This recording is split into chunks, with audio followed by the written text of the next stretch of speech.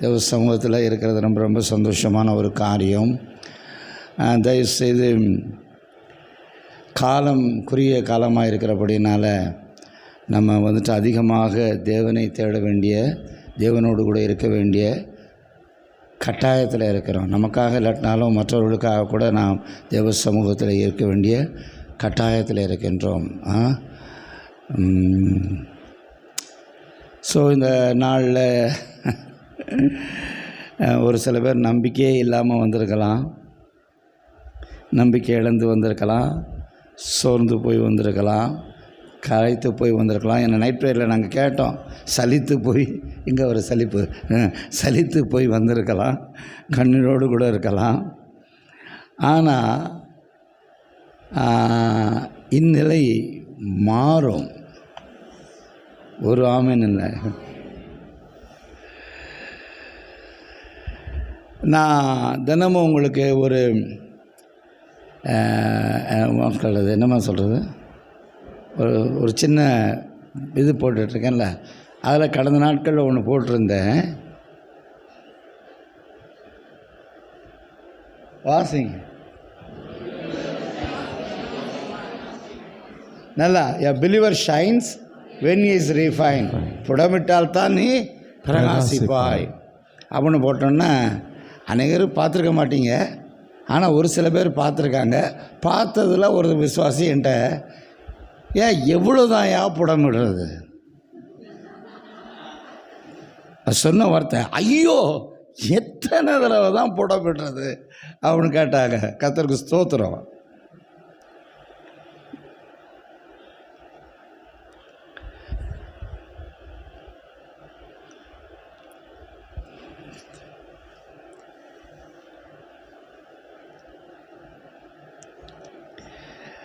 அப்போ இந்த நிலைமை மாறணும் அப்படின்னு சொன்னால், நீதிமொழி புஸ்தகத்தில் ஒரு வார்த்தை ஆண்டவர் நமக்கு சொல்லியிருக்கிறார். மரணமும் ஜீவனும் நாவின் அதிகாரத்தில் இருக்கிறது. The tongue has the power of life and death. சொல்லுங்கள்.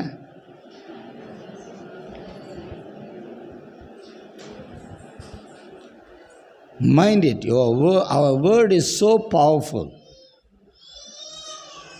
I repeat, our word, நாம் சொல்லுகிற வார்த்தை என்னை அது கொல்லும், நான் சொல்லுகிற வார்த்தை என்னை வெல்லும். ஹல்லேலூயா, ஹல்லேலூயா. வெல்லுவதற்காகத்தான் கர்த்தர் தன்னுடைய வார்த்தைகளை கொடுத்திருக்கிறார். யோவானில் பார்க்கின்ற பொழுது அவர் வார்த்தையானவர் மாம்சமாகி என்னோடு கூட அவர் வாசம் செய்து கொண்டிருக்கின்றார். ஆமென், ஆமென். சும்மா it is not a scripture, Bible இல்லை. அந்த வார்த்தையெல்லாம் எனக்குள்ளே என்ன ஆயிடுச்சு, மாம்சம் ஆயிடுச்சு. மாம்சமானது எங்கே இருக்குது, எனக்குள்ளே இருக்குது. அப்போ சொல்லுவாங்க இல்லையா, அந்த ஸ்பாஞ்ச், தண்ணிக்குள்ளே இருக்க ஸ்பாஞ்ச் எடுத்து புழிஞ்சால் என்ன வரும், தண்ணி தான் வரும். அப்போ கிறிஸ்து எனக்குள்ளே இருந்தால் என்னை எந்த சூழ்நிலையும் புழியும் பொழுது என்ன வரும், கிறிஸ்து தான் வரணும், கிறிஸ்தான் வரணும். அப்போ அதான் மறுபடி உங்களுக்கு நான் நினைப்பூட்ட விரும்புகிறேன், பிசாசு உன்னை தொடவே முடியாது. ஆமென், ஆமென். உன்னை தொட முடியாது. ஆனால் என்னை அவனால் தொட முடியாது. ஆனால் என்னை கொண்டு, என் கையை கொண்டு என் கண்ணை குத்த முடியும், என்னை வச்சே வாசலை திறக்க வைக்க முடியும். அவன் வாசலில் தான் படுத்திருக்கிறான். ஒன்று கவனிங்க, ரெண்டு பேருமே வாசற்படியில் கர்த்தரும் இருக்கின்றார், வாசற்படியில் சத்துருவும் இருக்கின்றான். நீ யாருக்கு கதவை திறந்து விட போகிற? நான் வாசற்படியில் நின்று நான் கதவை தட்டுகிறேன். ஒருவன் எனக்கு கதவை திறந்தால் நான் அவன் வீட்டிற்குள் பிரவேசித்து அவனோடு கூட நான் போஜனம் பண்ணுவேன். அதே இது பாவம் வாசற்படியிலே படுத்திருக்கிறது. யாருக்கு நம்முடைய வாழ்க்கையை திறந்து கொடுக்க போகின்றோம்? தேவனுடைய சத்தியமான வல்லமையான வார்த்தைகளுக்கா அல்லது சாத்தானுடைய சதி வார்த்தைகளுக்கா? சொன்னேன், a believer shines when he is refine. நீ புடமிட்டாத்தான் பிரகாசிக்க முடியும். அதுதான் அவர் சொன்னார், ஐயோ எத்தனை தடவை தான் என்னை புடமிடுவாங்க. ரைட். ஒரு 10 மேக்சிமம் உங்கள் கழுத்தில் எவ்வளோ பவுன் நகை போட்டிருப்பீங்க? நான் ஒன்றும் காணிக்கப்பட்டுலாம் போட சொல்ல மாட்டேன், சும்மா சொல்லுங்க. 5.5 பவுனா? 5.5 பட்டி 10 பவுனா? யார் அது? உன் செயின் 10 பவுனா போடுவீங்க? யூஸ்வலாக போட்டிருக்குது ஒரு 3 பவுனாச்சும் போட்டிருப்பீங்கல்ல. ரைட்டு. இப்போ இந்த 3 பவுன் செயின் வந்துட்டு சரியாக ட்ரைனேஜுக்குள்ளே விழுந்துருச்சு. எங்கே விழுந்துருச்சு? ட்ரைனேஜ்னா கூட புரியாது, செப்டிக் டேங்கில் விழுந்துருச்சு. இல்லை ஒரு 10 பவுன் நகை எங்கே விழுந்துருச்சு? கவனி, எங்கே விழுந்துருச்சு? செப்டிக் டேங்கில். ட்ரைனேஜ்னா கூட உங்களுக்கு புரியாது, செப்டிக் டேங்கில் விழுந்துருச்சு. என்ன பண்ணுவோம்? போகுது 10 பவுன், விட்டுருவோமா? சொல்லுங்க. போகுது 10 பவுன். செத்தான் வீட்டுக்காரன், நீ தொலைச்சி விட்டு நீ கீழே போட்டு விட்டு வீட்டுக்காரன் உயிரை வாங்குவோம், பிள்ளைங்க உயிரை வாங்குவ, எல்லாத்தையும் இது பண்ணி என்ன பண்ணுவோம்? எப்படியாச்சும் என்ன பண்ணிடுவோம்? கஷ்டப்பட்டு. ரைட்டு, கிடச்சிருச்சு. ரைட்டா? கிடச்சிருச்சா? கிடச்சிருச்சு. கிடச்சுன்னா என்ன பண்ணுவோம்? அப்படி கழுத்தில் போட்டுருவீங்களா? என்ன பண்ணுவீங்க? சொல்லுங்க. கழுவுவீங்க? புதுசாக மாற்றுவீங்களா? கழுவுவீங்க.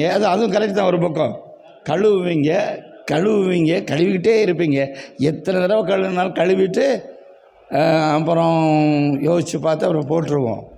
சில பேர் அம்மா சொன்னது மாதிரி கடையில் கொடுத்துட்டு வேறு எதுவும் வாங்கிடுவோம், உருக்கிட்ட அதே மாதிரி வாங்கிடுவோம். இது காரணம். இது என்னது? ஏற்கனவே அது என்னது? தங்கம். சொல்லுங்க. தங்கம் சொல்லு. அந்த 10 பவுனு தங்கமாக இருந்துச்சு. தங்கம் என்ன ஆயிடுச்சு? சாக்கடையில் விழுந்துருச்சு.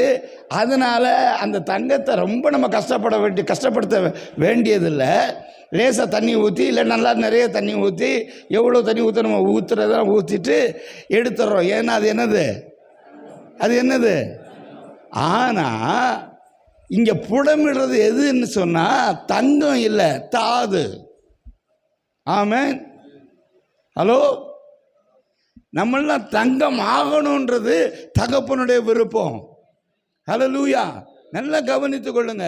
நாம் பொண்ணாக இருக்க வேண்டும் என்பதுதான் ஆண்டவருடைய விருப்பம். நம்ம பொண்ணு இல்லை, பொண்ணு ஆகணும். நம்ம எப்படி இருக்கு? இட் இஸ் ஒரு மண்ணாக இருக்கும். அந்த மண்ணோடு கூட கலந்த ஒரு பொண்ணு வந்துட்டு எல்லாவற்றோடும் கூட டர்ட் இருக்கும், அது இதுன்னு இருக்கும். ஆனால் அதை பொண்ணாக மாற்றணும் அப்படின்றதுக்காகத்தான் கர்த்தர் என்ன பண்ணுறாரு? புடமிடுறாரு. எப்போ நீ பொண்ணாக மாறுகிறாயோ அது வர புடமிடுதல் நடந்து கொண்டே தான் இருக்கும். ஹல்லேலூயா. இந்த சத்தியத்தை புரிந்துக்கொள்ளுங்க. எத்தனை ஐயோ, அவர்கிட்ட கேட்டது, ஐயோ எத்தனை தடவை தான் ஏன் புடமிடுறது? அவர் எதிர்பார்க்குற மாதிரி இன்னும் டர்ட் இருக்கியா, இன்னும் அழுக்கு இருக்கியா, இன்னும் உலகம் இருக்கியா, இன்னும் அசுத்தம் இருக்கியா, அது சுத்தமாகி நீ பொண்ணாகிற வர அவர் உன்னைய தேயின்னு தேய்ச்சிக்கிட்டே இருப்பார். சில நேரங்களில் என்ன பண்ணிடுவார்? அந்த பொண்ணல் இதுக்குள்ள அந்த ஃபயர் அதுக்குள்ளே போட்டு விட்டுருவார். ஸோ ரீசன் இஸ் திஸ், கர்த்தர் என்னை பொன்னாக பார்க்க விரும்புகிறார். பொன்னாக மாற்ற அல்ல, நான் பொன்னாகத்தான் இருக்கிறேன். ஆனால் பொன்னாக இருக்கிற நான் இந்த உலகத்தின் ஆசாபாசங்களில், உலகத்தின் கவலைகளில், உலகத்தின் மயக்கத்தில் எக்ஸெட்ரா எல்லாம் சேர்ந்து நானும் பொண்ணும் ஒன்றா இருக்கிறதுனால தேவன் என்னை பிரித்தெடுப்பதற்காக ப்ராசஸ் பண்ணுறது தான் refine. Hallelujah. Praise the Lord. ஏன்னா the reason நீ பொண்ணு என்பதை நீ உணரவும், நீ பொண்ணு, யூ ஆர் த கோல்டு அப்படின்றத உலகம் பார்க்கணும்னு சொன்னால் யூ மஸ்ட் பி ரிஃபைன். ஹல்லேலூயா. அதனால் வேறு வழி இல்லைங்க. சில நேரங்களில் அப்படிப்பட்டதான பிரச்சனைகள் வரும்பொழுது, வேதனைகள் வரும்பொழுது வச்சுக்கலாம், ஒன்றும் இல்லைங்க. அந்த காலத்தில் சொல்லுவாங்க, இந்த காலத்தில் இருக்கான்னு தெரியல, உப்புத்தாள்னுவாங்க. தேய்ன்னு தேய்ப்பான். எதுக்கா? பாலிஷ் ஆகிறதுக்கு. உப்புத்தாள் போட்டால் தான் என்ன பண்ணும்? பாலிஷ் ஆகணும். அப்போ நம்ம பளபளக்கணுன்றதுக்காக என்ன பண்ணுறாரு? ஆண்டவர் தேய்ன்னு தேய்க்கிறாரு. ஹல்லேலூயா. ஆண்டவரே, நீங்கள் என்ன வேணாலும் என்னை தேய்ங்க, நான் பளபளக்கணுன்றதான் உங்கள் விருப்பம். அண்டர்ஸ்டாண்ட். தயவுசெய்து புரிந்து கொள்ளுங்கள். கிறிஸ்துவ வாழ்க்கையில் வந்துட்டு கஷ்டமே இல்லாத வாழ்க்கை இல்லை. கிறிஸ்து உங்களில் உருவாகிற வர அந்த தேய்மானங்கள், அழுத்தங்கள் எல்லாம் இருந்து கொண்டே தான் இருக்க வேண்டும். காரணம், பிதா என்னை எப்படி பார்க்க விரும்புகிறார் என்று சொன்னால், அவருடைய குமாரனாய் இயேசு கிறிஸ்துவை போல இருக்க வேண்டும் என்பதற்காகத்தான். ஹல்லேலூயா. அப்போ கிறிஸ்து எங்கு மைமையில வெளிப்பட்டார் என்று சொன்னால், சிலுவையிலே தான் மைமையில வெளிப்பட்டார். ஆமென். So the suffering is a must to be like a Christ. கிறிஸ்துவாய் மாற வேண்டும் என்பது தேவனுடைய விருப்பம். கிறிஸ்துவாக இருக்க வேண்டும் என்பது பிதாவுடைய சித்தம். அப்போ பிதாவுடைய சித்தம் நான் கிறிஸ்துவாக வேண்டும் என்று சொன்னால், கிறிஸ்து சிலுவையிலே அறைய பாடுபட எவ்வளவோ சஃபரிங் பட்டு, அதுக்கு ஒருபாடு தான் கிளைமேக்ஸ் இஸ் த கிராஸ். அதுக்கு ஒருபாடு என்ன பண்ண முடியல? சிலுவையில் அறைந்த ஒருபாடு சாவையே அவர் விழுங்கி விட்டார். ஆமென். ஹல்லேலூயா. அதுக்கப்புறம் தான் ரெசரக்ஷன். அப்புறம் தான் அப்போ உலகம் பார்த்துச்சு, அவருடைய உயிர்த்தெழுதலை பார்த்துச்சு. அப்போ ஆண்டவர் உன்னை கொண்டு என்னை கொண்டு அந்த உயிர்த்தெழுந்த வல்லமையை காட்டுவதற்காக நம்மை இந்த ப்ராசஸ்க்குள்ளே கொண்டு போய் கொண்டிருக்கின்றார். கொஞ்சம் கண்களை மூடி ஆண்டவருக்கு நன்றி சொல்லுங்க. புடமுடுகிறதற்காக நன்றி. எனக்கு விருப்பமில்லாத காரியங்களே என் வாழ்க்கையில் செய்து என்னை தேய்ன்னு தேய்ச்சி உங்கள் விருப்பத்தை நிறைவேற்றுவதற்காக நீர் என்னை புடமிட்டு கொண்டிருப்பதற்காக ஸ்தோத்திரம். கிறிஸ்து என்னில் உருவாக வேண்டும் என்பதற்காக, நான் கிறிஸ்துவாக இந்த உலகத்திற்கு காணப்பட வேண்டும் என்பதற்காக கர்த்தாவே நீர் என்னை புடமிடுவதற்காக ஸ்தோத்திரம். நான் புடமிட்டால் தான் கிறிஸ்துவை பிரகாசிக்க முடியும். நான் புடமிட்டால் தான் கிறிஸ்துவை இந்த உலகத்திற்கு காட்ட முடியும். எனவே நீர் இதுவரை புடமிட்ட எல்லா காரியங்களுக்கும் நான் முறுமுறுத்ததற்காக என்னை மன்னிங்க. புடமிடுதல் ஒரு விசுவாசியுடைய வாழ்க்கையில் மிக அவசியம். அதை நான் புறக்கணிக்கக்கூடாது. ஆண்டவரே, நீர் என்னை புடமிடும் பொழுது நான் அதை புறக்கணிக்காதபடி அதை ஏற்றுக்கொள்ளக்கூடிய பெலத்தை பரிசுத்த ஆவியானவர் தருவீரா. இயேசுவின் நல்ல நாமத்தில் பிதாவே.